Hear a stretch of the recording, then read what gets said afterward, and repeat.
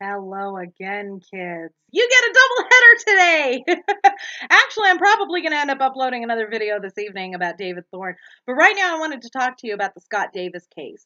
And I've actually had a lot of bullshit from people regarding my covering of the Scott Davis case and the Scott Peterson case.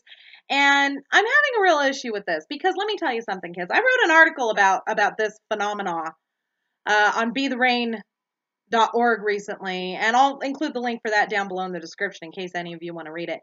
But I've had a lot of people come to me about, oh, I was behind you when you were advocating for Stephen Avery, but now you're covering obviously guilty cases like Scott Davis and Scott Peterson.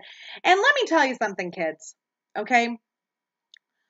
Just because you live in the area that the case happened in doesn't mean that you have omnipotent knowledge. And I actually covered that in the article. It makes you in proximity. That doesn't make you an expert on the case.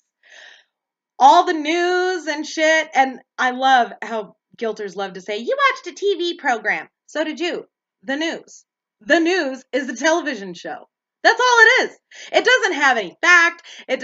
Okay, it has very little fact. And a lot of times it's spun for the most ratings. Okay, use your fucking head. That's that lump that's 3 feet above your ass. But the thing is that you all should know me by now. Okay, we've been doing this shit, what, like over a year, almost 2 years? Almost 2 years we've been doing this? And you guys love to cite me as a great source of information on the Avery case because I always cite my sources and blah, blah, blah. Why would you think that would change with Scott Peterson or Scott Davis? Why would you think that would change? It's not going to change. Research is my trademark, and I pride myself on this, okay? And again, I don't know how many times I got to state this, but I could give a shit about anybody's guilt or innocence. What I'm concerned with is the dirty case. That's my problem. Why? I'll tell you why.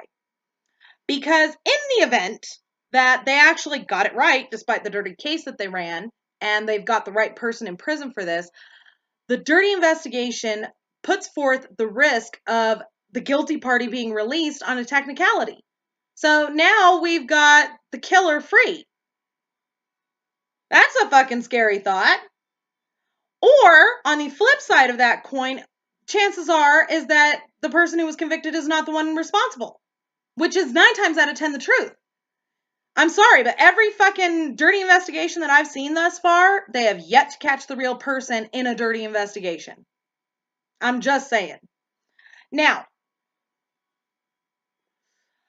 with regards to the Scott Davis case, right now his appeal is before the 11th Circuit Court. The 11th Circuit covers the South, the below the Mason-Dixon line. Ding, ding, ding, ding, ding, ding, ding. Yes, I know. Shut up. So, I received this email from a friend who is an advocate for Scott Davis. And I'm just going to read a little bit of this to you. The 11th Circuit appeal is about 2 main issues. It's about the lost evidence, and there was quite a bit of evidence that was lost, conveniently lost, and all the bad faith that surrounded all the misconduct, as well as the second issue is the new evidence, as well as, and all the bad faith that surrounded all the misconduct as well. The second issue is the new evidence of the tape recordings of Detective Walker. You can see that both were granted on the certificate of appeal, and those are the 2 questions we have to argue. So we are trying to get the advocacy organizations to join and friend of the court briefs on one or both of these issues because they are important to many defendants. We cannot let the prosecution do anything they want without repercussions. I'm sure all of you can get behind us on this one. So what I need you kids to do, because the Scott Davis case is just dirty. It's just dirty. And I'm sorry, but I personally feel that Megan did it, his estranged wife. I feel that she had something to do with it. She's the one with the most motive, means, and opportunity. Just saying. So this is what I need you guys to do. I need you to spread the word about Scott Davis. Okay? Scott Davis had no reason to kill David Coffin. He had no reason. He had no motive. Everybody's like, oh, well, but his wife was fucking David Coffin. Yeah, she was. She was also fucking 3 other guys at the same time. Those 3 are still breathing. What was so special about David Coffin that Scott Davis would feel the need to kill him? Nothing. That's what. Nothing. Not only that, but Megan is a known liar. This girl turned lying into her career. And Megan, just as an FYI, just because you do it all the time doesn't mean you're good at it. Just saying. Just saying. She tried to talk Scott Davis into manufacturing a fake diploma for her because she didn't actually finish college, but she sure as fuck collected those tuition checks from her parents the whole damn time. And then all of a sudden, after the trial, she just suddenly ups and leaves off to what, like Australia or New Zealand or some shit. And now all of a sudden she's happily married. But anytime that anything has to do with Scott Davis, she runs her happy ass back to the U.S. Why? Why? What's the point of that? Why would you run back to the U.S. if you had nothing to do with the murder? And you're over your ex. Why are you running back to the U.S. anytime there's something having to do with Scott there, Megan? Huh? Sounds to me like somebody who doesn't want the truth found out. That's what it sounds like to me. Okay? And as if that were not enough, because there's so much, Megan's the one who called Scott from the fire, from the fire at David Coffin's house, and she told Scott that David Coffin was shot.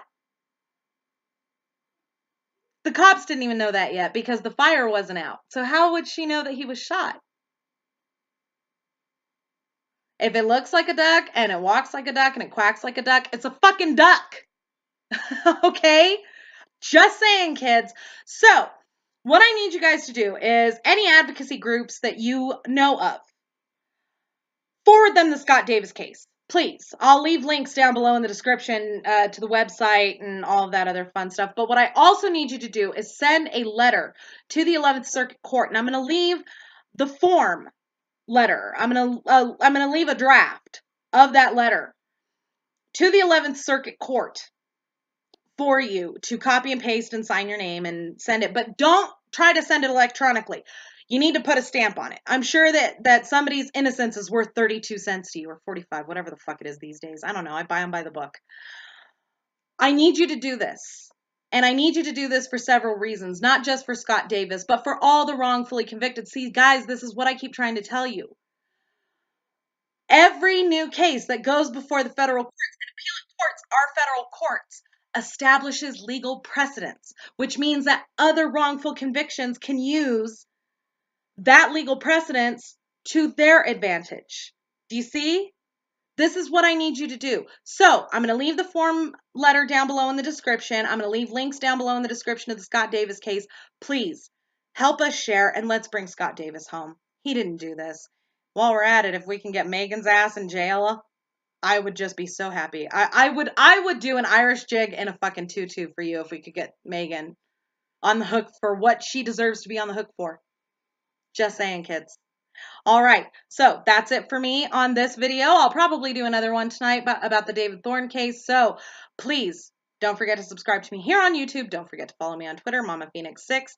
And if you boogie on over to the About page here on my channel, you'll find everything from my Facebook fan page to my Pinterest boards. Everyone have a very good afternoon, and we'll see you soon.